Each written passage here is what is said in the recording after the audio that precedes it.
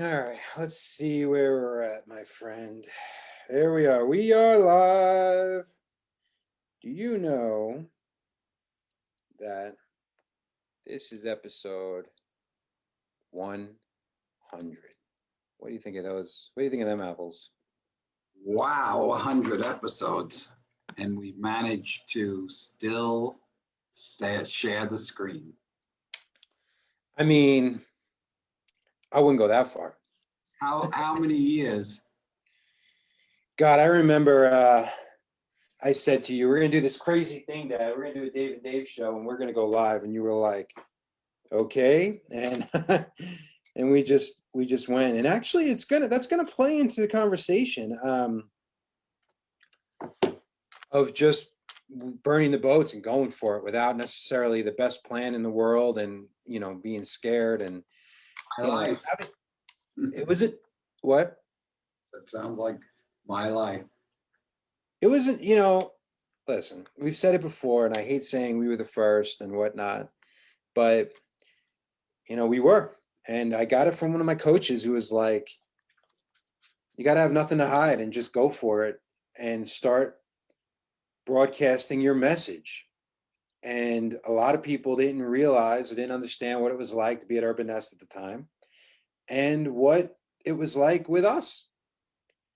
And it's hard to communicate that through marketing, because marketing, I think, has that feel of over-promising and under-delivering. And it's a whole nother game to like be in our sphere and to see how we truly are and how we help and what we add to the table. And since then, what did Grandma Missy say about flattery, right? Or copying? It's Best compliment. It's compliment. So I'm glad we're at 100.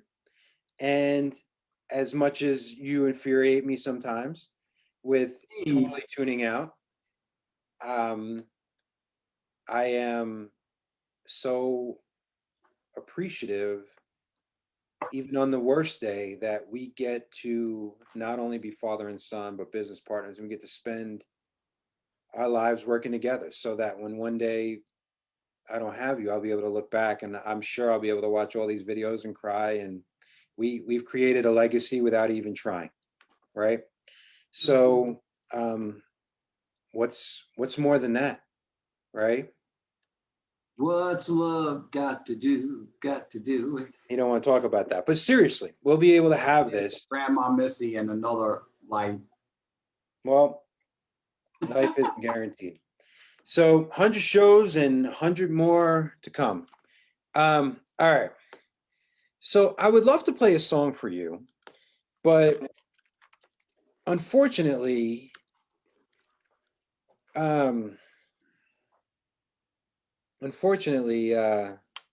Facebook has not been allowing that to happen. They kind of hit you with fees. No, not fees. They hit you with that licensing and they mute it. It's a disaster. But there's a song that I've been thinking about lately, and it's from Rocky IV, and it's called "There's No Easy Way Out," right? And I don't know if you remember it. Are you gonna sing it?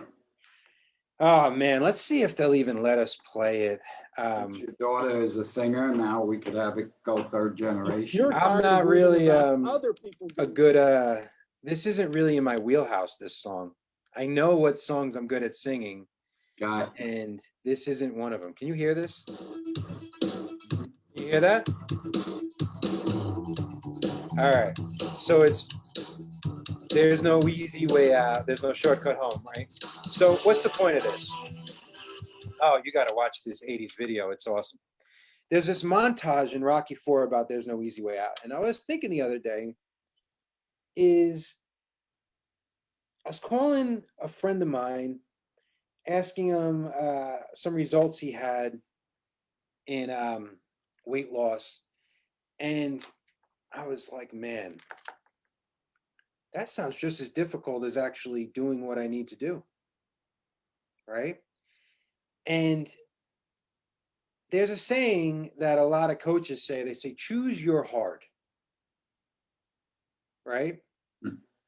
And it's basically saying that even when you think you're taking the easy way out, it's really leading to the hard way.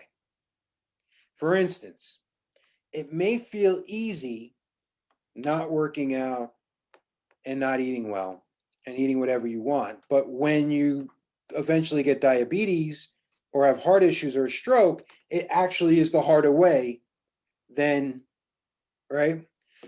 So it just made me think of like, there's no easy way out. And why am I thinking about this, Dad? And I've been thinking about it because of the new year and all this goal setting we've been doing. And it just made me think like in every area of your life, what you perceive to be the easy way is the harder way. It's harder to have diabetes than it is to eat well.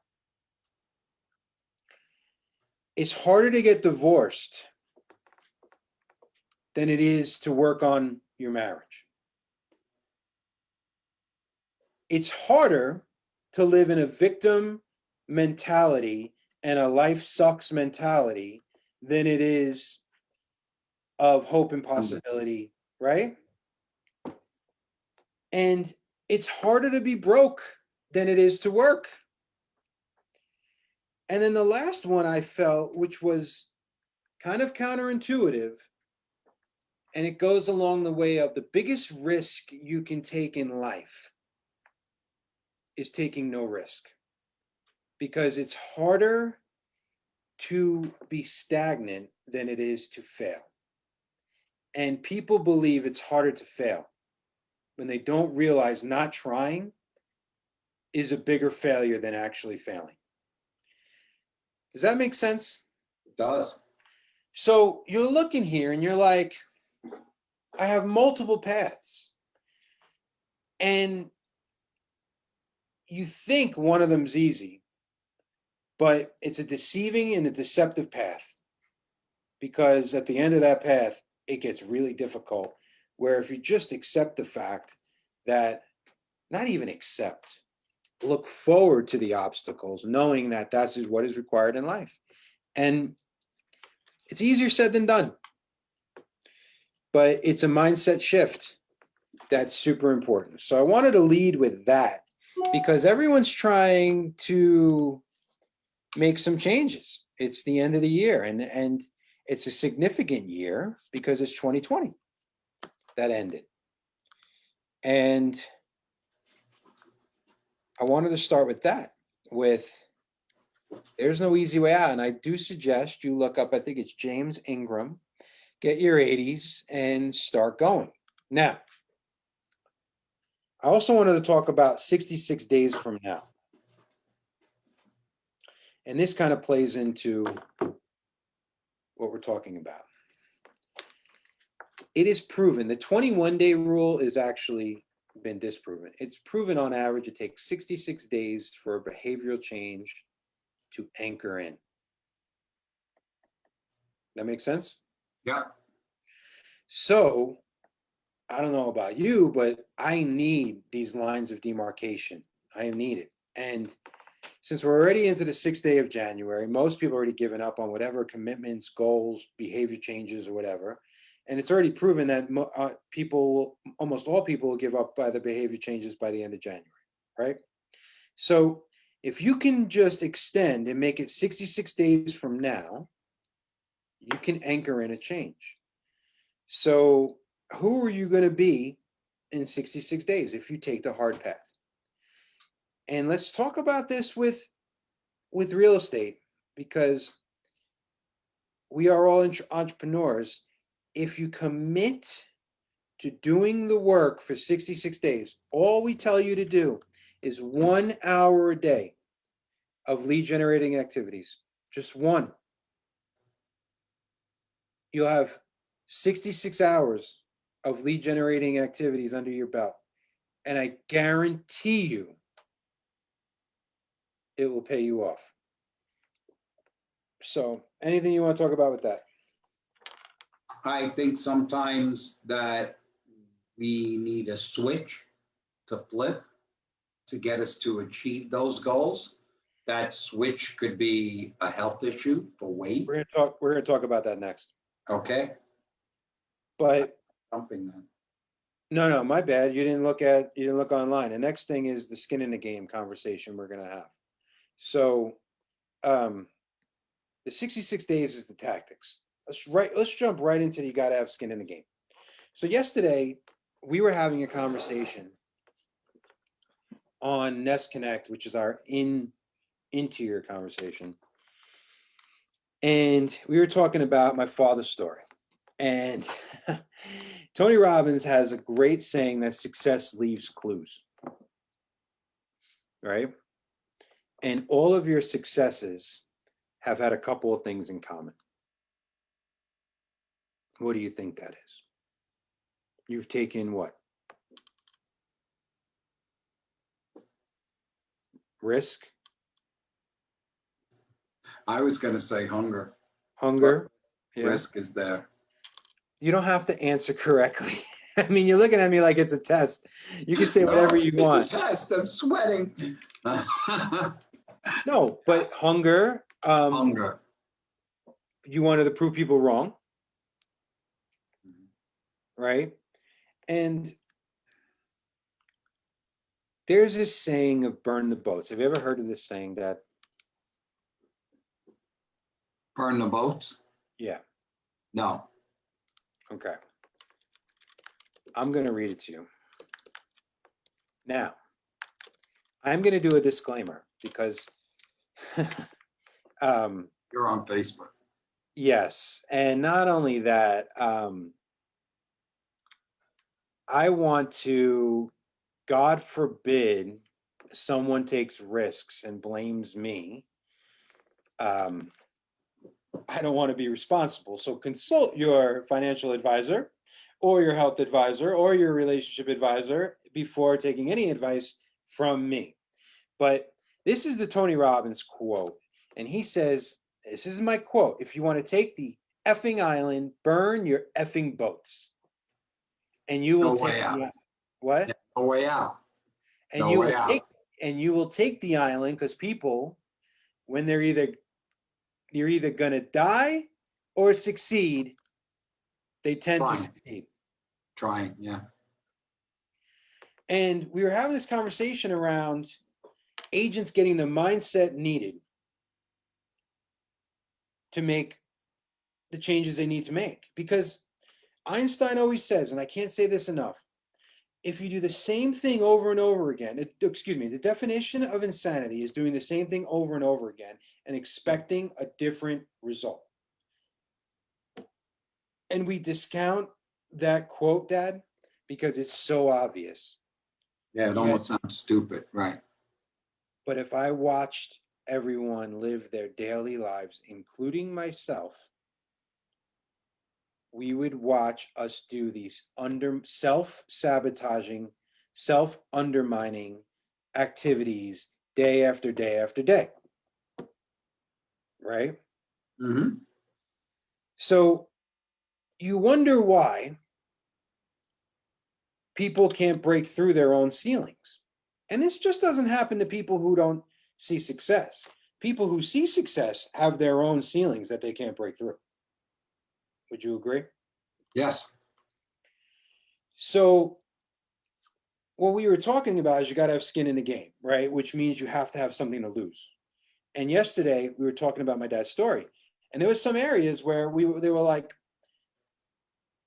when you're a realtor, there's no one with a gun to your head.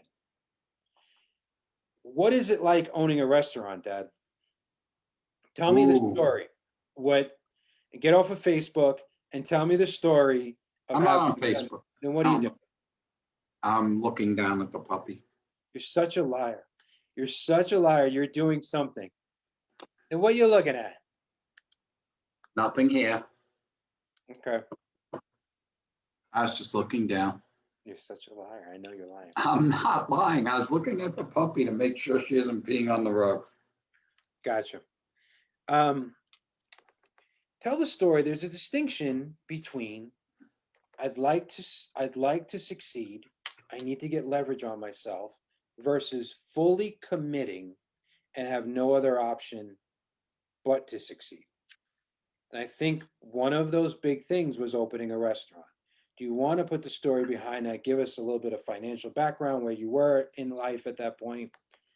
The point where I opened the restaurant, things were good. The fire department was there. I owned a rental house. I was doing real estate. 85, 86, you made this decision? Right, 85? 86. And I wanted more because I was still basically living paycheck to paycheck. And when I bought the first house, I bought it with a pension loan, a home improvement loan, the first rental. So I had, one thing goes wrong, I lose that house. So when I bought the restaurant, I had two partners and we knew certain facts. We knew that there was demand in the town for a place to eat and gather. And me as the realtor said to them, I will not buy a restaurant unless we own the building. Mm-hmm. And they were like, what's the real estate? Why are you so crazy on? I said, because we're going to put a ton of money, much more than what you ever think. And I want to own that property. And if the restaurant goes, it's a bad thing, but we have the real estate to back off on. And we bought the building. So wait, I got to ask you this. Mm-hmm. You had no formal training and little college experience. So no MBA, no nothing. Nothing. Right? None of us did. You got real estate license, so you kind of were looking in the buy mode. But even then, no one in your family was giving you any advice. If anything, No entrepreneur. what was your mother and father saying? What was grandma and grandpa You saying? have a house, you have now a rental house, you have hardly any mortgage that's big. You're risking everything for your baby boy and you're putting him in jeopardy of losing the house. You with the baby boy. So other than your partners, everyone was telling you pretty much don't do it. Don't do it. Okay. So first of all, you had the resolve. You had to have the hunger and the desire to want more. That I had. I struggled many times. Even when you're clear, the people that are the closest to you and you probably have the most respect for are telling you not to do it. Yes. Then it's hard enough to succeed as a restaurateur. Your partners are saying we don't have to buy the building. Right. You gave us the reason of why. It sounds sound, especially in hindsight. But where did you get that training? What made you feel that way? Like what got you there? And how come we haven't bought the building for Urban Nest? No, I'm just kidding. But what got you there? I mean, life experience. That's it. Learning by the school of hard knocks or learning by watching. By that time, I was 34, maybe 33. And I had that burning ambition to succeed. I had that burning ambition to make your life better. And I knew that if I didn't take risks in business, that the fire department would put food on our table, but never make us go to that level of success that entrepreneurial business would do. All right, so let's stop here for a second for you guys, because we have a conversation about protection, and now we're having a conversation about going for it. My father looked at it like, yes, if this doesn't work, I still have a backup plan, even though it would have been a lot harder, right, Dad? Mm-hmm. What would you have done if we didn't succeed? You would have to I would have just buckled down harder. I would have worked more overtime in the firehouse. I would have worked more nights and weekends at the real estate office. Either way, there was no stopping me. So you were betting on yourself, Mm-hmm. one way or another. Yeah. So he had protection in a daytime job. He had the pension he was building, had healthcare insurance, so he had protection. But at the same time, he had the intelligence to know, or the fire to go for it. So what did you do? How did you get the money? The three of us all owned homes. The building was $250,000. The scary days of the early 80s. Yep. We all took And now this part, I'll take all credit because I was the real estate guy. We all took $50,000 equity loans, and we gave him 150 down, and he held the 100,000. We made the offer. In New York, back in the day, people held personal loans. Right. It Right. was crazy. Right. He signed the offer. I wrote it. And the next day, an agent came in with a 300,000 cash offer. Wow. And he came to me and he was stuttering. And I said, oh, no. You took money because I wrote a personal check. You have a signed contract. You are in escrow or in contract, that we said. So I knew I wanted to own the building. So now you had second mortgage. All three of us, second mortgages. And now you're all in. All in. Open a restaurant. How long did it take? Did it succeed fairly quickly? Well, here's the sad part or the good part, whatever. The owner said, oh, Dave, he was Irish, just keep it like it is. And we're looking at it, and it was a burger joint, and it was tiny, and It was a dump. It was a dump. And so we decided to gut it. Well, anyone that has done construction, whether commercial or residential, you'd say it's going to cost you $15,000 and it cost you $30,000. So we had to go to the bank and refinance the building, still with our equity loans, and we got another $100,000. So now you have to use your brain at all times. And one thing I'm good at me, I'm good at judging the situation and following through. So we wanted to build an atrium, but it didn't have the setback. And our place was called the Medford Hotel, and we had hotel rights. So the town kept saying, you can't build this atrium. You don't have enough parking. You don't have enough setback. You can't build it. Well, the atrium had 85 seats. So without the atrium, you have a tiny restaurant versus like a big restaurant with a. Not to mention at the time that became kind of the signature spot. I mean, everyone wanted to sit in the atrium. Yeah, can I sit in the atrium? And as you know, because you worked your ass in that restaurant. Okay, so I turned around and asked, my partners are ready to walk away. And I go, no. I said, excuse me, you said that the hotel has people that you really do not want in our town, because what was it? It wasn't a hotel. It was shabby. It was a no-tell motel. Hotel motel with 8 scary rooms. Yep. So I said, we will give up our hotel license to get the atrium in place and the parking. And they agreed. So here we go. Obstacle. Maybe should we buy the building? Obstacle.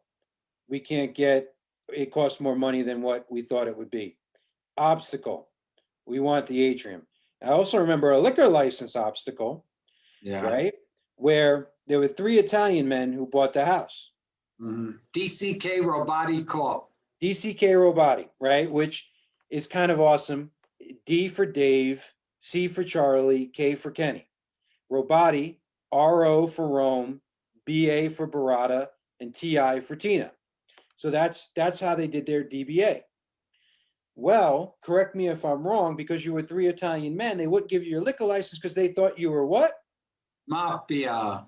So you had to get past that to even get a liquor license, which good luck not having a liquor license, which if you ever own a restaurant, without selling liquor with your high margins, the food are very small margins. It's the liquor and the drinks you make money off of. So, okay, all of these things. Now, the process was what, about 12 months before of working? While we were building, we were going for the liquor license. I was the main one on there because as a firefighter, I was a firefighter, so a civil servant. And a lot of the money, the joke is I had the cash because I saved everything I made. So a lot of the money to start it came from my personal account. So the investigator kept saying, where did this come from? What is this? Oh, I get every year I get a variable supplement bump, or I get a clothing allowance. I had to explain my whole life on getting the license. So we open. How quickly was it a success? I don't remember this.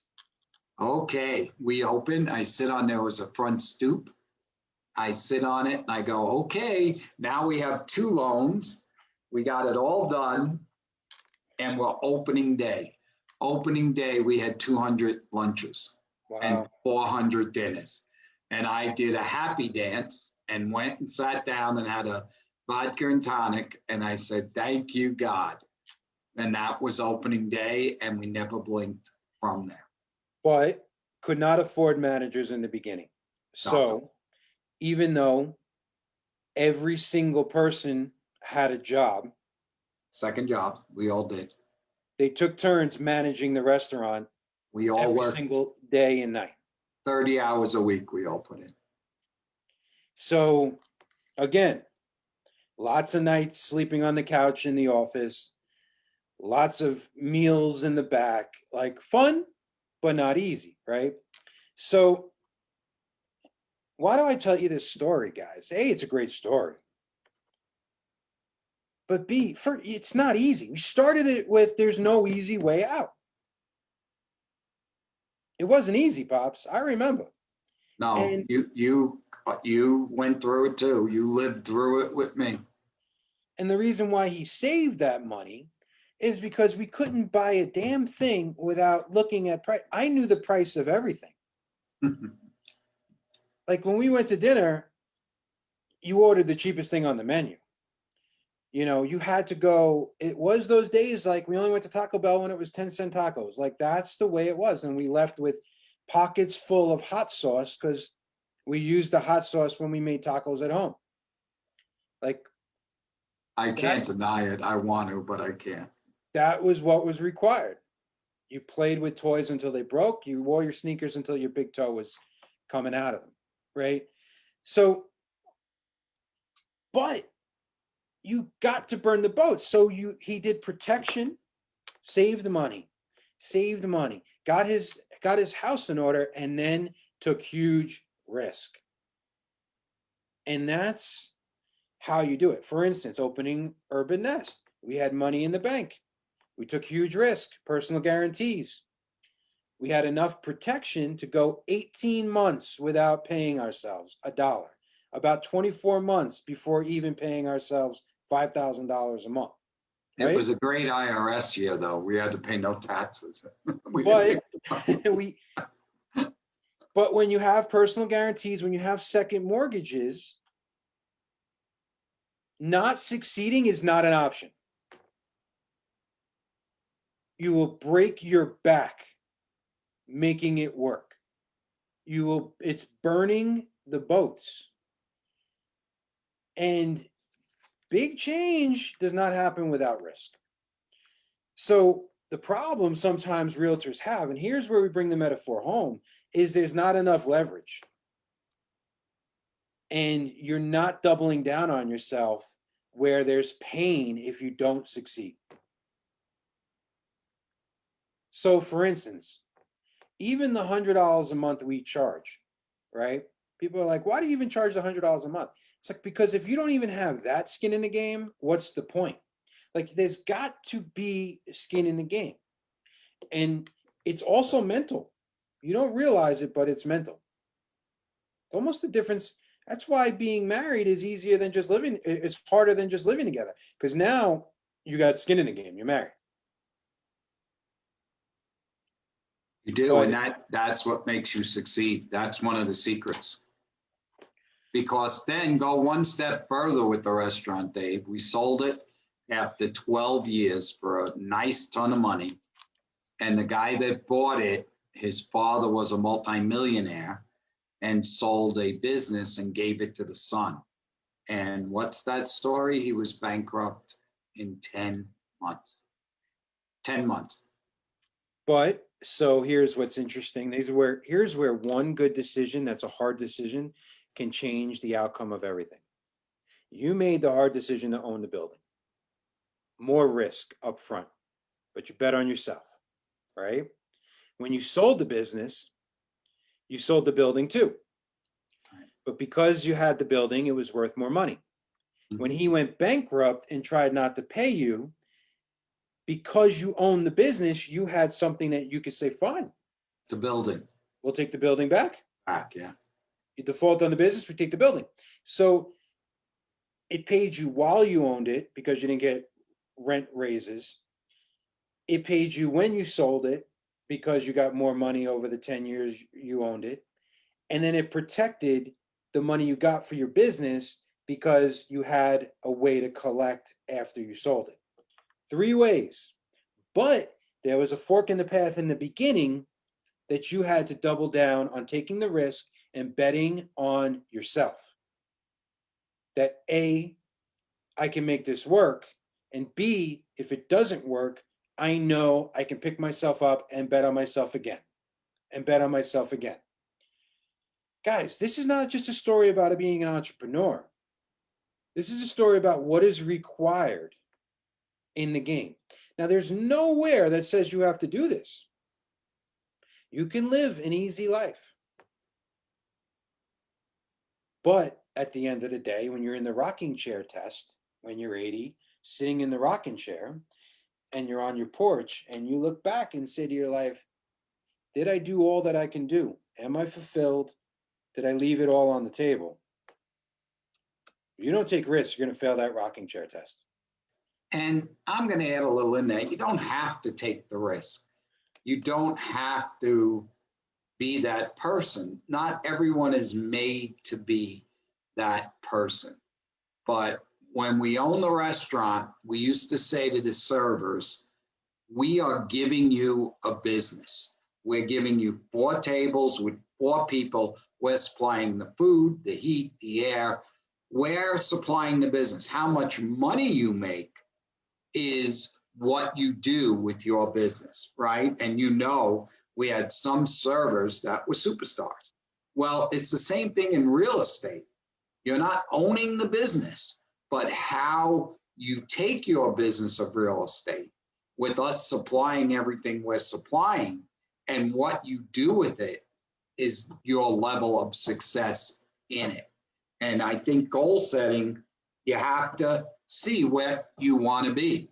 And as like my goal was that I wanted financial security for me and you till the day we died. That was my personal goal of doing the things I did. But here's the thing, you got to commit to things that you're not ready for. Because people start saying, I'll do it when I'm ready. I was the king of this for probably my first 20 to 23 years of my life. And the moment I started taking huge risks on things I wasn't ready for, I learned a beautiful lesson that you become your commitment. Right? You become it. You have to take the risk, and then you figure out, I wasn't ready to be a husband, a great husband. I became one. I wasn't ready to be a father. I wasn't ready to be a business owner. I wasn't ready to be a realtor. I wasn't ready to move to Vegas. I wasn't ready to even, God, be president of the association. But you have to step in and up into your goals. But that requires getting uncomfortable and not waiting till it's perfect. And that is the most counterintuitive thing in the world, Pops, that the people who avoid risk the most, that avoid going for it, and this just isn't a money thing. This is asking out the woman or man that you want to be with. This is going on a health journey. This is going on vacations to faraway places you don't feel comfortable on. This is how you grow and evolve. This is how you live life. So mindset is so important because action is what you need. Showing up is 80% of the game. But if you don't figure out the 20% mindset up front, you got no shot to do the 80% action of showing up. So you gotta just get comfortable being uncomfortable. And if you're comfortable, that's a problem. You know where anxiety comes from, Pops? Being too comfortable. Again, counterintuitive. Think about that for a second. Too much time with this That's where fear and anxiety, the devil's idol's mind. You don't have time to have as much anxiety when you're in it. Yeah. When you're in it, anxiety cannot live in the present. And You don't to live in your the point, when I was a firefighter, everyone said, how could you go in? I'd have so much anxiety. I'd be so scared. You are thinking of your job as you're charging into the fire. You're saying, is the water in the line? Is something falling down? And you're thinking of all your job while you're going into that fire. So anxiety is absolutely gone because you're thinking of your job and how you're going to do it. So when people used to ask me, how do you run in the burning building? I never even thought about it because I was thinking of all those things required of being a firefighter. So true. And I'm getting chills because that's the metaphor for your life. You got to run into the fire. You got to run into the fire. That's it. And I'm getting chills because everyone thinks you got to run away from it, but you got to run to it. Right? And you're like, what does that have to do with real estate? It has everything to do with it. It has everything to do with everything in your life. And everyone always says to me and Ange, like, the chances you take and the things you do, and we're like, this is the way we're made, because we realize it's required to grow. And it's almost like, just don't think, just jump. So beautiful thing. I got sidetracked because I looked at a text while I was on here. Let's continue. Oh, so you're looking down. What are you doing, Nick? No. I know, my problem, my fault. I was on a roll. And I want to tie this in a bow, because even, I refer to Tony Robbins so many times, but you hear this over and over again, and so many people. This is why you have to be committed to, like, reading biographies and learning about other people's stories, because unfortunately, we need permission to do this. And when you hear other people's stories, it is inspiring, and it gives you hope, and it gives you sometimes the cojones to actually do it.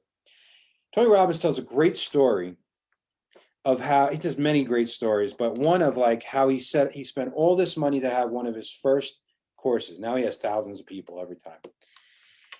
And 10 people showed up, and they were all scattered, and he was losing money every day. And he did these, like, 10 days in a row, and all days, and he lost hundreds of thousands of dollars. And he just kept showing up and kept showing up. Then he tells a story, super interesting, where he wanted to rent a castle. He fell in love with this castle in, I don't know, Del Mar or something, right? And the year before, he made $70,000 as a coach. And he knew his business was growing, but he was making all these mistakes, like partnering with the wrong people, learning everything the hard way, getting ahead, and then losing money. So he knew he'd make more money the next year. Well, to rent the castle was going to be $70,000 a month. And he made $70,000 a year before. And he went all in on himself, which I sweat just thinking of that. Yeah, I wouldn't. That's really going all in.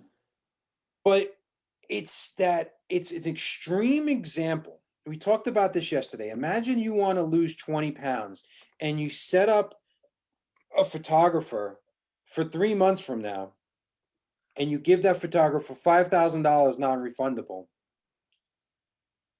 Are you going to show up to that photo shoot 20 pounds lighter? Yes. Right? So it's getting rid of all excuses and all the obstacles. And you got to find that in your business. Like,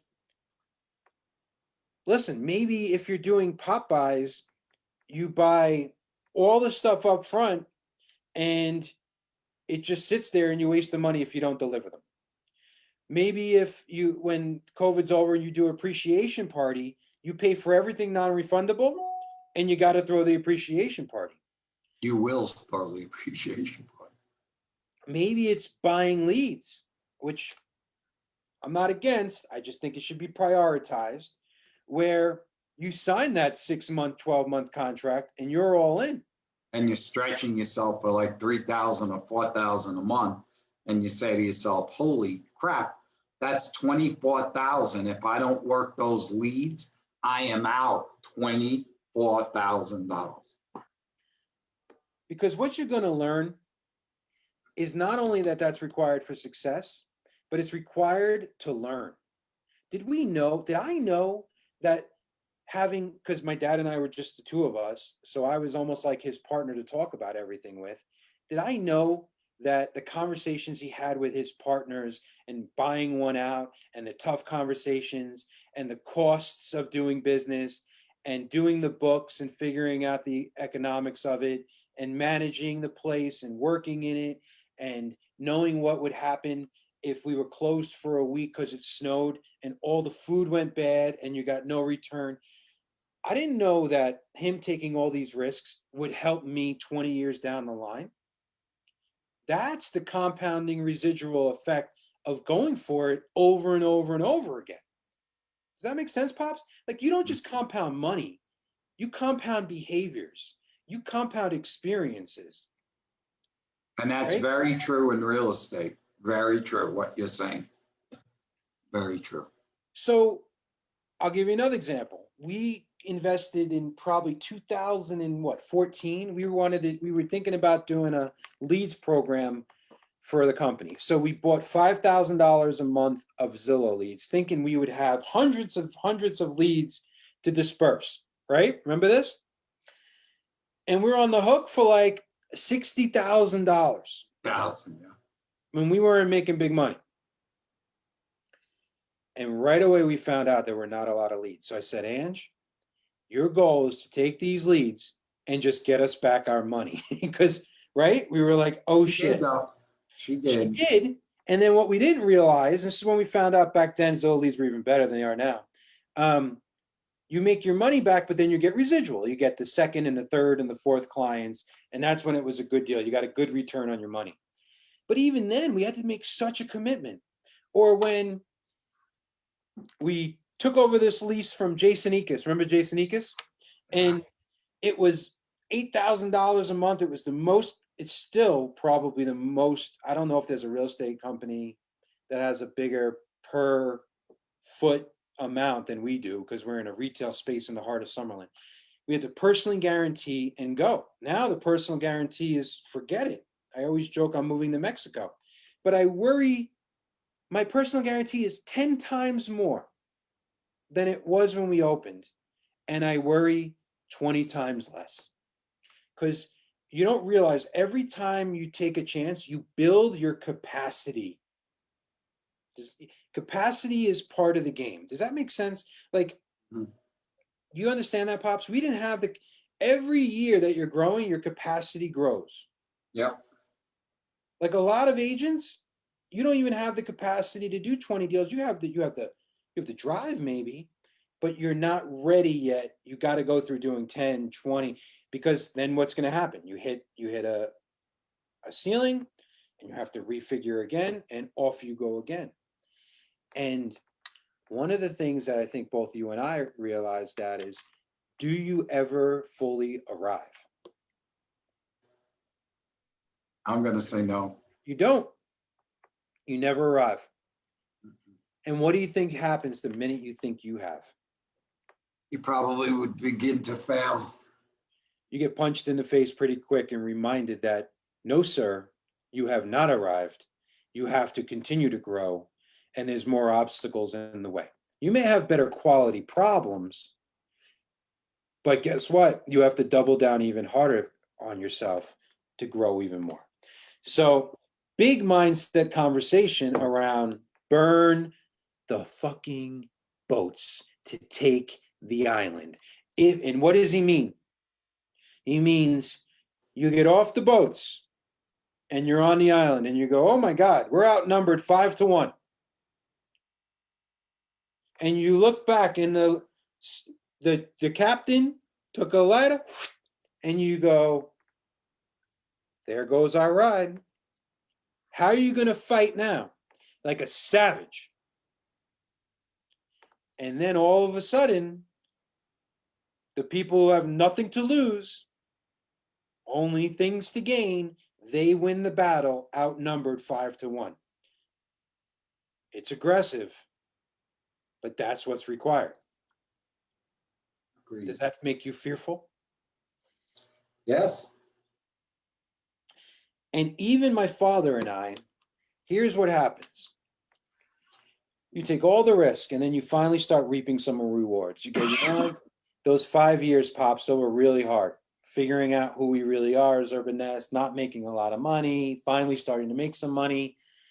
And you really have this desire to kind of coast a little bit. Remember, we were in that kind of at the 5, Yeah, 6 everything's good. Leave it alone, right?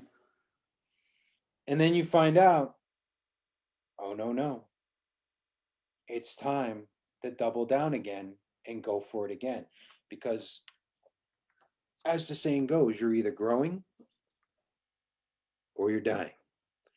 So stop fighting it and just submit to the fact that the hard path is the one you want. Because tell me this, Pops, those ups and downs, divorce, raising me by yourself, opening businesses, having no money, all those tough nights, it makes it more worth it, does it not? The highs are high and the lows are low. I was very lucky that I had the capability when things were bad and my partner said, "How are you sleeping?" I said, "The problem's going to be there in the morning, so let's go to bed." And I did not let it kill me. Of course, I worried, but the highs and the lows are worth it if you want to be in your own business. Some people don't want it, so they'll never have the highs or lows. But you still have to risk. And this is the thing. I have a lot of friends that are not cut out to be entrepreneurs, but they still have to they still lose the juice. And they call me and they go, I want the juice. They don't say it like that, but I know what I'm hearing. They want to be inspired. They want something to go for. And I say to them, hey, you could still take a chance because you have the choice. You could take the job working for someone that maybe is more secure, or you could take the job that's a little bit more exciting with some upside. You're still not taking the risk that the owner is, but you are taking the risk of trading your time and resources for risk on that. There's ways you could do it without being, even if you're not the general, you could still be the second or third in command and you're still taking the risk. I like the part, Dave. I think if I had to challenge myself at this stage of my life, I would buy the leads, like you said, and turn around and go, I got to work every single lead because that's my burning ambition. You put something in front of me and I am not going to fail at it. So Yep. if I bought the leads, I'd probably be working 12 hours a day to succeed. Well, leads are part of the game, but you could also double down on, it's not just relationship based. You could double down on a team. You could double down on creating Renting an content. office and assistants, all of them are bills that would turn around and say, I must succeed to pay these bills, to pay the bills and make a profit. And that would be a burning desire for me too. What about doing this? Easy for you and me. 100th episode. I've done millions. A lot of agents, this is a risk. Just creating content and getting out there. Just doing this and going. You just Okay? wanted to see who texted you. That's why you just did that. So, but that's doubling down, getting a videographer, creating funnels, getting marketing people, doubling down, getting print ads, doubling down, writing letters to each homeowner. Making phone calls is a risk for people, super uncomfortable for them. It's getting uncomfortable. Buying leads. Every single thing could be uncomfortable, but it's uncomfortable and then it becomes not uncomfortable. And then you have to double down again, double down again, double down again. So change your mindset about it. Stop being scared and go, submit, submit. Listen, the thing that I had to submit to the most was getting this Warrior Week knife, right? And I'll never be a military guy. But submitting to that Navy SEAL Buds like training was the hardest thing in my life because I felt like someone else had control over me, right? And I had to keep submitting to the next scary thing I didn't know what was coming, whether it was being like buried or dumped or woken up in the middle of the night or doing something just insane stuff. But what I learned was it was me against me and just submitting to me, just getting out of my own way. So take a shot. Now, I'm just going to tie this up with one last thing. I would argue, or I would have you consider having a new agent mindset. What's the beauty of a new agent mindset, Dad? The new agent, their only thing they're thinking is, I have to succeed, I have to learn, and I have to work. And that's all they look at. And their mind is clear. And that's why a lot of our new agents are listing houses in these last, they're selling houses. They're not saying, oh, it's the holiday, tradition says I don't work. They got blinders. And you're not saying it doesn't work. Now, listen, this is straight for realtors. There is no set fee in real estate. There's 6, 5, whatever they charge. I had a brand new agent once, and he did his third listing, and I don't remember his last name, but I said, Joe, why are you charging 7%? And how are you getting it? And he looked at me and he goes, isn't that what everybody charges? And the story of that is he was going out and charging more than anyone else only because he didn't know better. And it was just proof how our minds trap us in of well, that doesn't work. I can't do this. I can't do that. Dude didn't know better.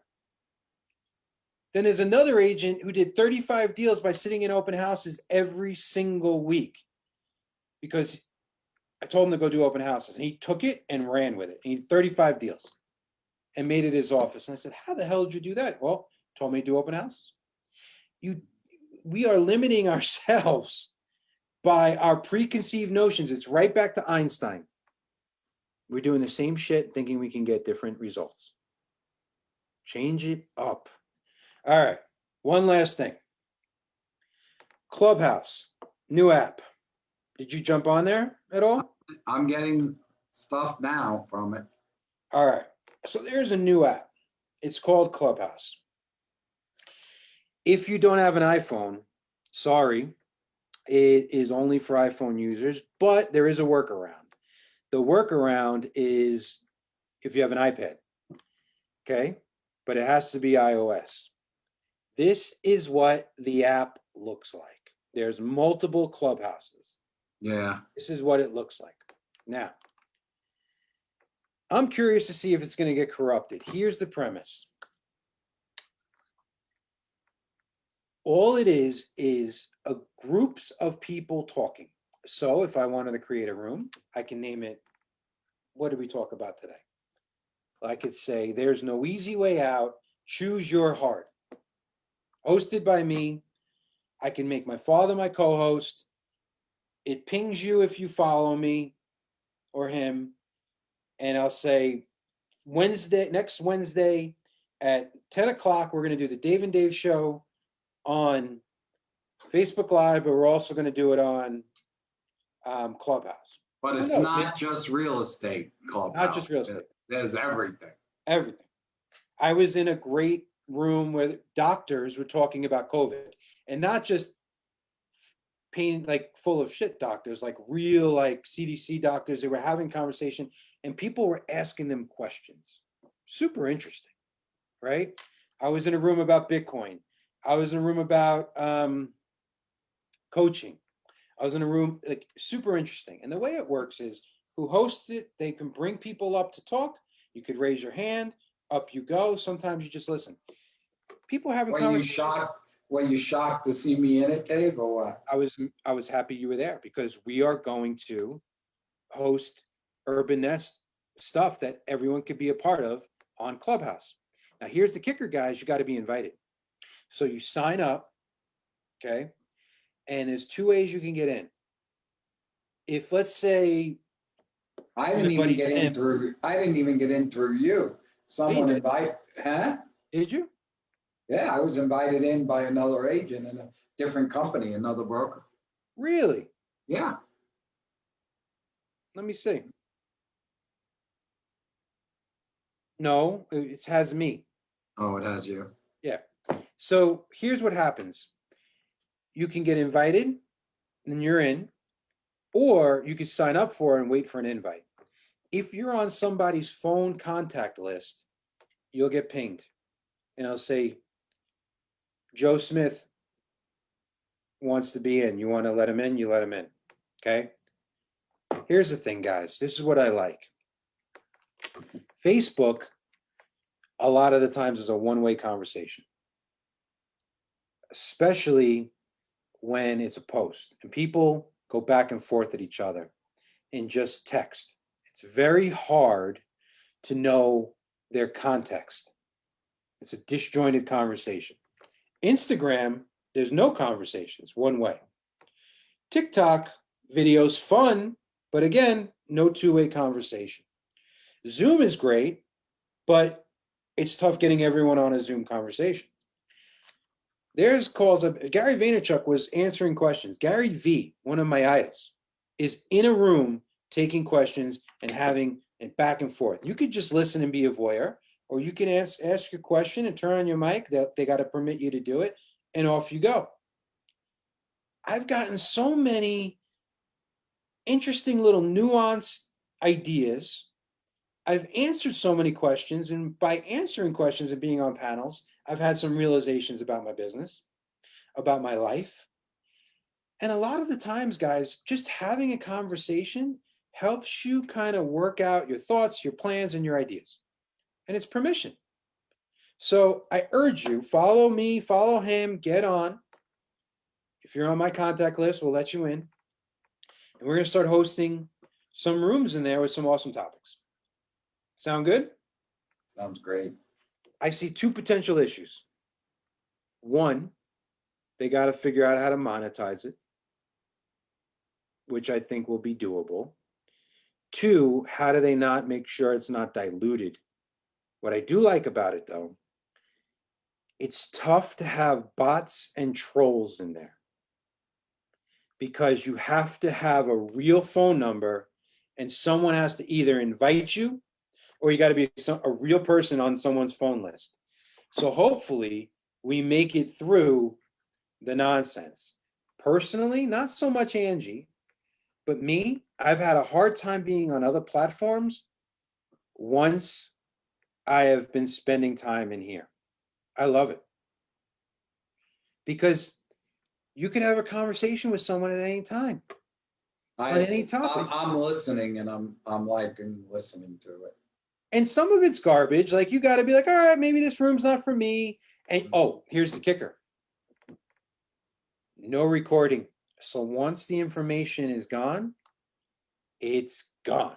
So there's a little bit of FOMO for fear of missing out. You got to be careful. You don't want to be that person who's on, you know, Clubhouse all day and not with your family. You know what I mean? So, Steve, it's called Clubhouse. All right, I've got some quotes here. Best year ever. I wonder why my wife wrote that. So Clubhouse is where it's at. Okay. Also, one last thing.